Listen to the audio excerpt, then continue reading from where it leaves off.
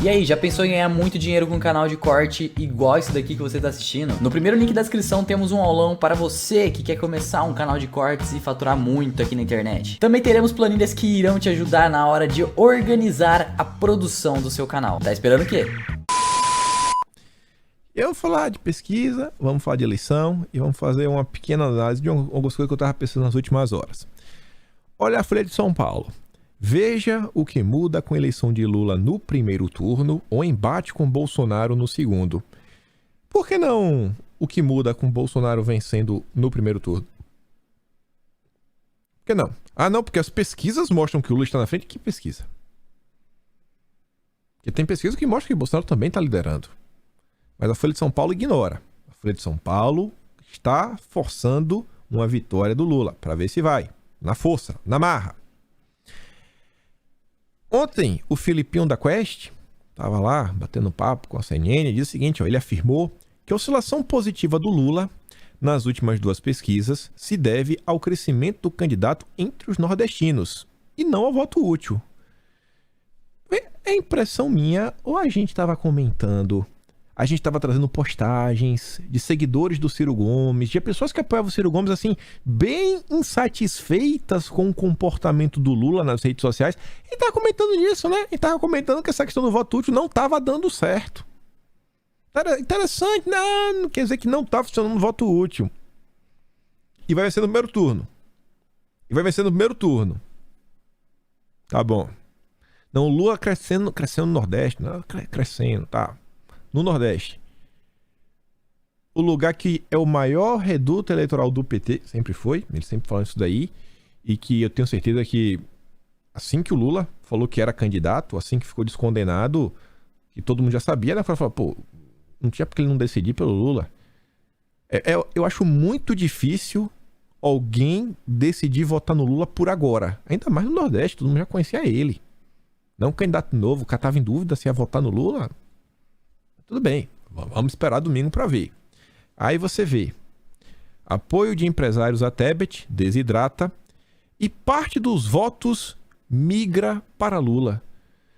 Aí eu vi essa matéria, aí eu pensei assim, por que a Veja não falou que parte dos votos ia para Bolsonaro? Porque se parte dos votos está indo para Lula, a outra parte está indo para outra pessoa. Então você também está indo para Bolsonaro. Por que a Veja não fala que está indo parte para Bolsonaro? Não, está indo uma parte para o Lula, porque o interesse é tentar falar que o Lula está ganhando apoio. Gente, isso é óbvio. Ó, se a Simone Tebet ela está perdendo apoio e uma parte está indo e a outra parte está indo para outra pessoa. Ou não. O apoio que ela perdeu foi todo pro Lula. Ela tinha 100 votos, aí ela perdeu 20 e esses 20 são todos pro Lula. Não é estranho isso? A imprensa, ela tá soltando matéria após matéria para tentar deixar as pessoas desanimadas nessa reta final. Para tentar deixar as pessoas desanimadas. Porque o pessoal pensa o seguinte, ainda que isso aqui fosse verdade, eu tenho certeza que Bolsonaro também tá ganhando votos. Tenho certeza. E se isso fosse verdade, assim, o que é que muda o fato dos apoiadores de Bolsonaro também precisarem continuar até o último momento tentando trazer votos para o Jair? Nada. Mas a imprensa, ela não dá nenhuma notícia animadora para Bolsonaro. E não adianta falar que não tem, é impossível. É impossível. É a história do copo meio cheio ou meio vazio. Sempre vai ter um ângulo, algum ponto, algum argumento que você vai falar, pô, o copo tá meio cheio, hein? Mas a imprensa não traz. É só notícia negativa para tentar deixar as pessoas desanimadas. Aí você vê, saiu uma pesquisa ontem. E aí eu tava conversando com um amigo, aí eu falei para vocês, passei o dia pensando, eu falei, rapaz, esses pequenos institutos, né? Tem uma coisa que chamou minha atenção, que me veio à mente, eu já comento. Equilíbrio Brasil. Olha quem que tá liderando. Bolsonaro com 46% dos votos válidos. Essa daqui as pessoas estavam apontando que foi a pesquisa mais ampla já feita em toda a eleição. Contou com 1.286 municípios, 1.500 pessoas entrevistadas. Uma entrevista que o fato dela não ser presencial, ela reduz o voto envergonhado. Porque às vezes o cara tá com raiva, né? A própria imprensa tá falando que o bolsonarista não quer tratar com respeito a turma da Datafolha, por exemplo. A Datafolha, ela vinha perguntando quem as pessoas votaram no segundo turno de 2016. Lula ou Haddad. Aí coloca lá que o Datafolha entrevistou, vamos botar aí, 3 mil pessoas. Quem garante que dessas 3 mil pessoas entrevistadas, 2.900 não votaram no Haddad no segundo turno? É todos os eleitores do PT, já é histórico. Quem garante? Porque a Folha de São Paulo não mostra esse valor. Não é estranho isso daí? Você não acha estranho? Gente, essa é a pergunta crucial que vinha sendo feita na pesquisa do Datafolha. Em quem você votou no segundo turno das eleições? Aí o Datafolha solta matéria sobre violência política, sobre medo de sair de casa, sobre as pessoas que apoiam ou não apoiam democracia, aprovação do governo, rejeição dos candidatos, segundo... Fala sobre tudo. Se concordam com o discurso de Bolsonaro, do imbrochável, do que aconteceu com o 7 de setembro. Perguntaram sobre tudo. Agora, revelar quantas pessoas votaram no Haddad no segundo turno, enquanto votaram em Bolsonaro, a Datafolha esconde. Por que eles precisam esconder esse número? Essa é a pergunta mais interessante de toda a pesquisa.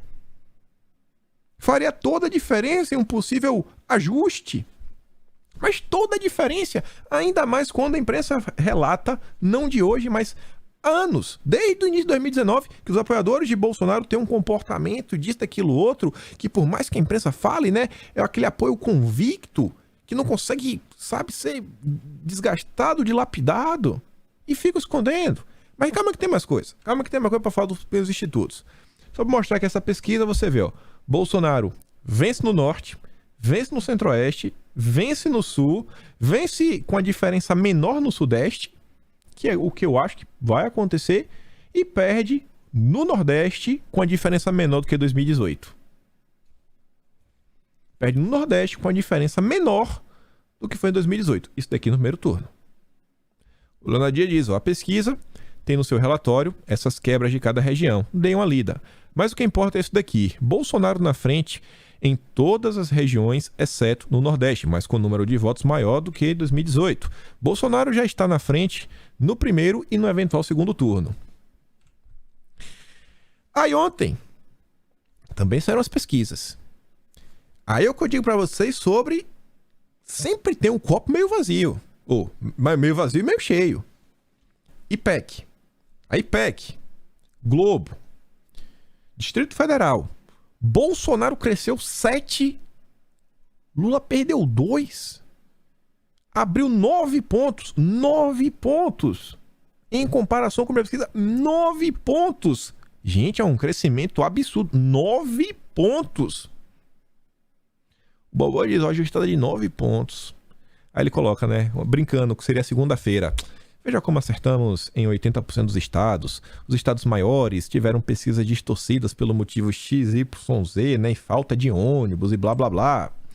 Aí você vê aqui a Quest. Amapá. Bolsonaro cresceu 6 e Lula perdeu 6. 12 pontos de diferença.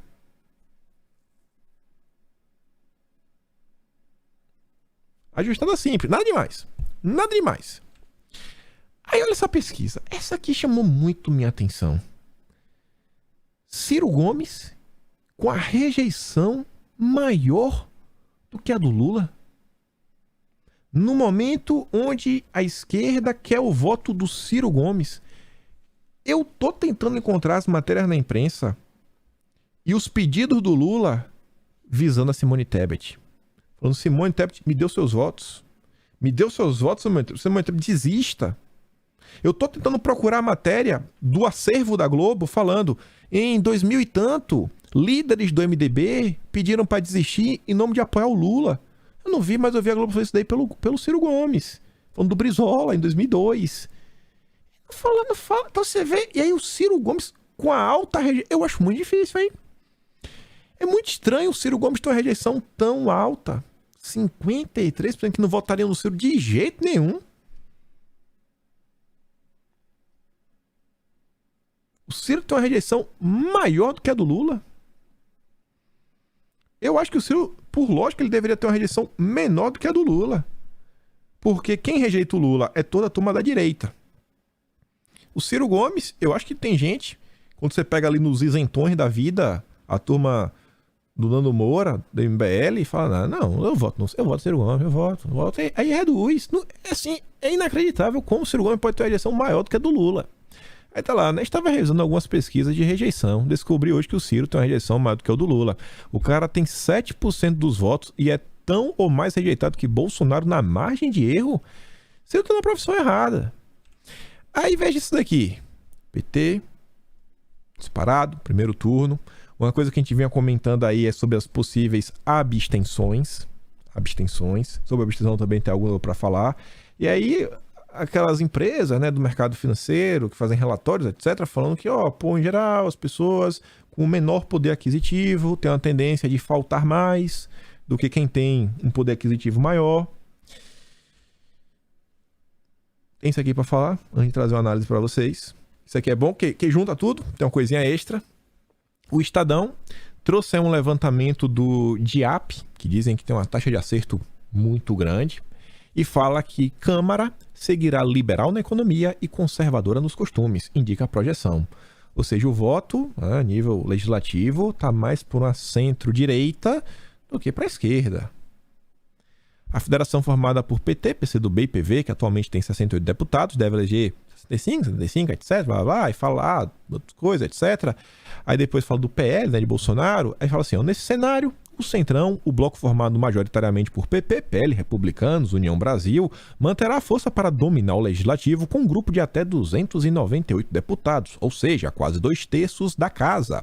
Na esquerda, partidos alinhados ao PT devem crescer moderadamente, podendo chegar a 162 eleitos, 30 a mais do que a quantidade atual. Tá, você soma os dois, não bate 513. E a esquerda está crescendo. Quem é que está perdendo? Partidos como Avante, Solidariedade, PSDB. E aí traz a matéria que a gente comentou recentemente, 2 dias atrás, do Aloysio Nunes falando que depois da eleição o PSDB vai ter que sentar na mesa para decidir para que lado vai. Tentar voltar e ter uma identidade partidária, porque assim, não tem mais diferença. Virou só uma massa amorfa. Não tem diferença do PSDB pro MDB, pro Solidariedade, pro Avante, pro União Brasil. Aí traz essa tabela aqui, que é o prognóstico, né, do DIAP. Você vê que o PT, estimativa ali, 65 a 65, o PL de 70 a 80, União Brasil de 51 a 65, aí coloca todo mundo lá. E você vê que acesso ao fundo partidário, possivelmente, só esses dois aqui, só do PDT para cima, que vai conseguir, que pode ultrapassar a cláusula de barreira. Não necessariamente o PSOL e Rede e o Podemos vão conseguir. Não necessariamente. Aí aquela turma ali, Avante, Novo, PSC, Solidariedade, Patriota, PTB, o PROS, a turma vai ficar vendo a viva, né? Aí a matéria até fala sobre isso. Patriota, PTB e PROS são os partidos com o maior risco de não eleger deputados federais para a próxima legislatura. O prognóstico foi feito com base no resultado da última eleição, blá blá blá blá. O prognóstico do DIAP indica que apenas 12 partidos devem cumprir a cláusula de barreira necessária para garantir o recebimento do fundo partidário tempo de TV e rádio nas eleições. Pela cláusula, cada legenda precisa ter votos de pelo menos 2% do eleitorado nacional em seus candidatos, distribuído em 9 estados, ou eleger 11 deputados por diferentes regiões. Aí vocês entendem também por que o PTB, que eu tanto venho batendo nessa tecla desde 2020... inventou que é um partido, do leão, conservador e blá blá blá, tititi. É tentando criar uma identidade, sabe? Tentar ser o pessoal da direita. Pelo amor de Deus. Não cai nessa conversa mole. Não cai. Aí vamos voltar. Que é o que eu falei com vocês. Vou sair do fim pro começo. Coloquei ali, interesse dos pequenos. Quem seriam os pequenos? Pensa o seguinte, se você tem uma empresa, você quer que sua empresa cresça, você tem que oferecer um bom produto. Ainda mais quando o mercado ele já está relativamente estabilizado, né? Estabilizado e estabelecido, tem aí os grandes players. E eu estou falando das pesquisas. Como é que o instituto ele vai conseguir crescer ao ponto de bater de frente com o Datafolha? Como? Acertando mais do que o Datafolha. Você contrata um instituto de pesquisa para quê? Para números. Você vai contratar uma pesquisa que o cara acertou 99% ou você vai contratar um instituto que acertou 10%? Então, o que é que eu quero trazer com isso? Quem tem o maior interesse de acertar? Datafolha, que já está estabelecida, o IPEC, que foi aquela vergonha chamada Ibope. Foi um negócio tão vergonhoso, eu não sei se faliu por causa da vergonha e voltou. E mesmo com esse passado risível, que foi o Ibope, ainda assim foi contratada pela Globo, como nome de IPEC. Quem tem o maior compromisso e a maior preocupação em acertar? O Ibope, que virou IPEC e que a Globo vai contratar. Um instituto pequeno, um Equilíbrio Brasil, um Veritá, um Seis Sigma, um GERP. Você entende o que eu tô querendo falar? Assim, em termos lógicos, intuitivos, o pequeno, em tese, assim, ele às vezes quer acertar pra poder falar aqui, ó. Eu acertei as eleições. Enquanto a Datafolha falava isso, eu falei isso daqui, ó. E aí, se ele acerta e crava, ele chega aí, sei lá, turma do mercado financeiro, etc. Porque várias empresas fazem pesquisa. Mas aqui, ó. Olha aqui o meu tracking. Olha aqui o meu... Não sei nem como é que fala, né? Record em português. Sei lá. Olha aqui o meu documento passado, né? Olha aqui meu histórico. Olha aqui meu histórico. Pronto, olha aqui meu histórico. Então, eu acho que esse é um ponto que as pessoas não estão levando em consideração. E você vê a necessidade da imprensa de tentar descredibilizar alguns institutos. Tudo bem. Isso é só um ponto. Só que isso daí não é o que eu acho que pode trazer uma diferença maior pro Bolsonaro. Isso aqui foi só um ponto que eu achei interessante. Tava conversando. E aí, sobre essa questão de abstenção e etc. E aí me veio na cabeça, na conversa, que é o seguinte. Vocês já pararam para pensar que as pessoas que não foram votar em 2020... Já pararam para pensar que essas pessoas, várias delas, não devem ter regularizado o título? Quem você acha que tem a maior preocupação de estar com o título regularizado? O eleitor da direita? Bolsominion? Ou o eleitor da esquerda? Eu não digo o eleitor da esquerda, o petista convicto do PSOL. Eu tô falando aquele cara comum, né? Ele vai votar na esquerda porque, sei lá, ele acha que a esquerda é melhor. Quem você acha que tá mais preocupado? Você acha mesmo que a turma toda da esquerda, etc., se preocupou em ir lá, regularizar o título, tudo mais, etc., tudo mais? E aí, pegando nessa linha, comportamento dos apoiadores. Vocês conhecem o Bolsominion, que vocês são Bolsominion. 4 anos de governo Bolsonaro. 4 anos de governo Bolsonaro. Ao redor de vocês, as pessoas que vocês conheceram nestes 4 anos, que você lidar com a pessoa, você lembra de alguém que você conheceu, que era bolsominion e virou Lula livre? Primeira pergunta. Segundo, nesses 4 anos, quantas vezes você não ficou enchendo o saco de várias pessoas que não eram bolsominion, né? Assim, às vezes então, para tentar trazer elas para a direita? Quantas pessoas você não conseguiu trazer para a direita ao longo desses 4 anos? E você quer me falar que o Bolsonaro vai ter menos votos? Eu acho bem estranho. Bem estranho. Vou ler aqui um chat que eu recebi ontem, do nada.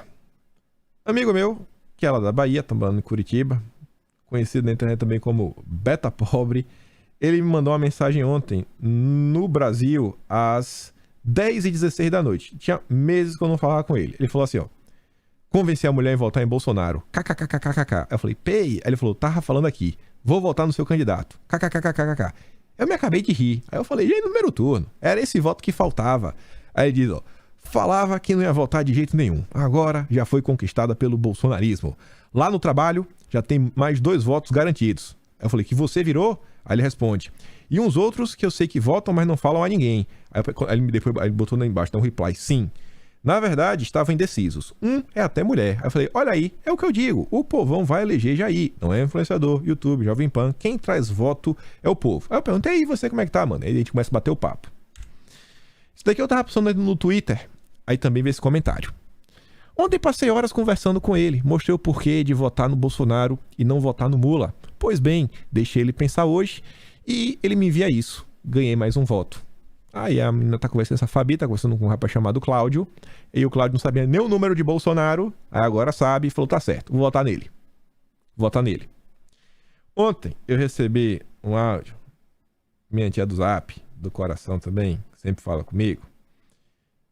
Tia do Zap mesmo, nem influência não. Tia do Zap, dona de casa. Olha o que ela me contou. Kim, você acredita que tem uma moça que ela é manicure, sabe? E eu conheço ela porque assim que eu mudei aqui pra Ribeirão, ela foi ser minha manicure, mas já tem um tempo que eu não falo com ela, mas ela tem meu contato. Ela me mandou mensagem dizendo que todas as clientes dela, Kim, olha que coisa fofa, todas as clientes dela estão indo, todas elas pra cidade que elas votam, porque elas falaram que elas iam de qualquer jeito, as famosas tia do Zap, né? E porque elas iam votar no Bolsonaro, ia votar nos deputados, governadores, tudo pra tirar essa corja do PT não voltar. Eu fiquei tão feliz, Kim, porque são pessoas simples que estão me passando mensagem, que estão, agora que tá se aproximando a eleição, pedindo pra mim em quem deve votar. E eu já consegui passar pra um monte de pessoas em quem eu indico pra elas votarem. E eu fiquei mó feliz, Kim. Eu fiquei muito feliz. Que eu falei assim, poxa, o Kim tá trazendo no vídeo direto daquele cara que vai viajar lá da Bahia, que você falou que é longe, aonde ele vota, mas ele vai e tudo mais. Mas agora as pessoas simples, Kim, estão indo pra votar no Bolsonaro, no presidente. Porque falaram que não vão deixar de votar nessa eleição de jeito nenhum, porque PT nem pensar. É muito legal. Bolsonaro vai... Só um relato de uma pessoa comum. E uma coisa que eu também vou falando. Eu conheço uma pessoa que vai sair da Chapada Diamantina, dirigir até em feira, votar e voltar. Ela precisa voltar no mesmo dia, em poucas horas. Não dá pra falar porque as razões são coisas. Gente, é um padrão. Olha o tipo, olha a preocupação do Randolph. É ter ônibus gratuito para as pessoas irem, meu Deus do céu, etc. Enquanto isso tá aí o Bolsominion viajando pro interior. Eu vou votar. Eu vou votar em Bolsonaro. Eu vou votar em Bolsonaro. Eu não consigo ver como Bolsonaro não conseguiu mais votos.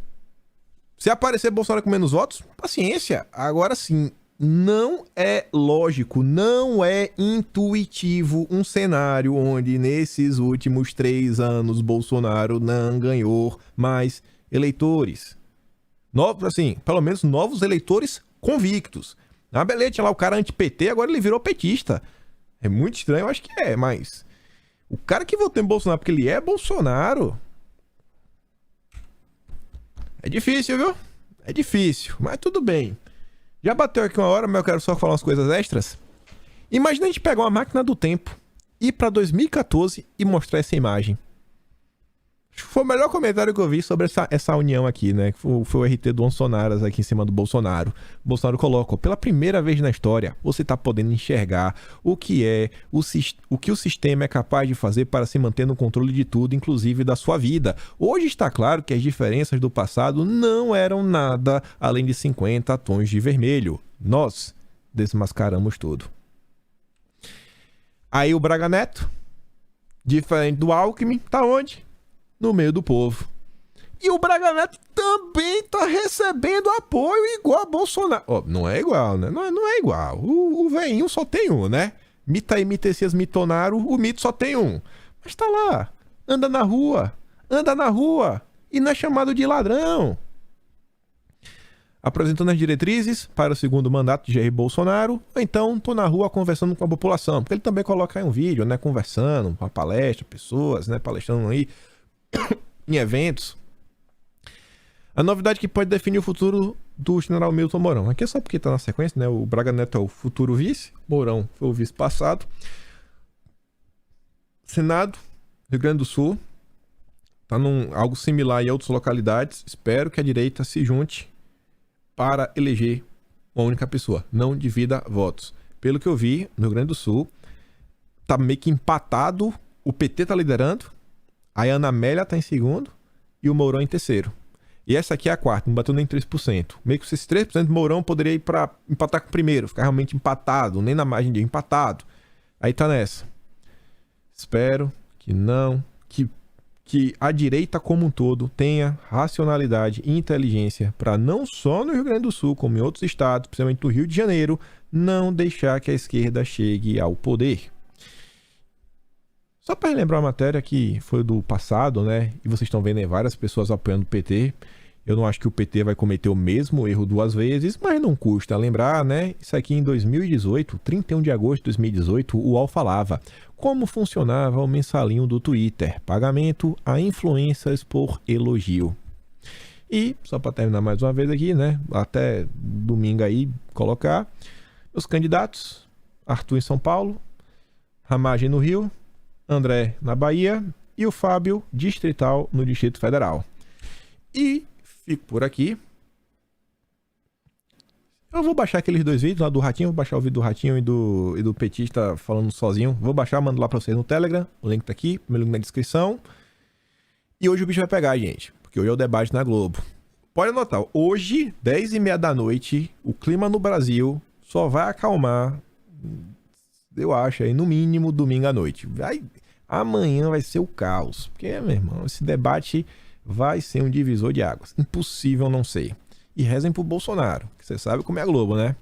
Sabe aí que as energias lá não são das melhores. Traga um voto pro Jair.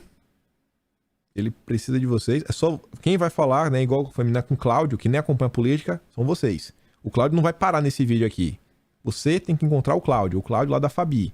Você tem que ser o meu amigo que falei pra você lá de Curitiba, o Alisson, e lá, no trabalho, são vocês. Tem até domingo, traz mais um voto. Nunca é demais.